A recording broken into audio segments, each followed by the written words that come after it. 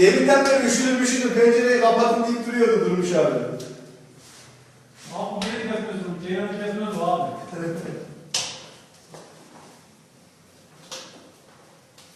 Hüseyin abinin eline sağlık. Şahane oldu, şahane. Eline sağlık şey. Yapıldıktan sonra. Abi gerçekten çok teşekkür ediyorum. Yani ben hani benim açımdan zor oldu ama hani bir şey yapamadım ama gerçekten benim iyi olduğuna da ben inanıyorum. Ben sizin tecrübenizden faydalanmış oldum.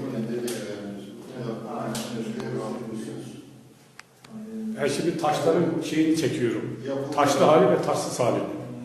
Yapılmadan bu işlerin yapılması çok önemli. Ondan sonra yapması zor. Zor değil mi? Ondan sonra ikinci bir işçilik, ekstra bir iş çıkar. Tekrar bunu yapacaksın. Hazır yapılmış. Olmuyor.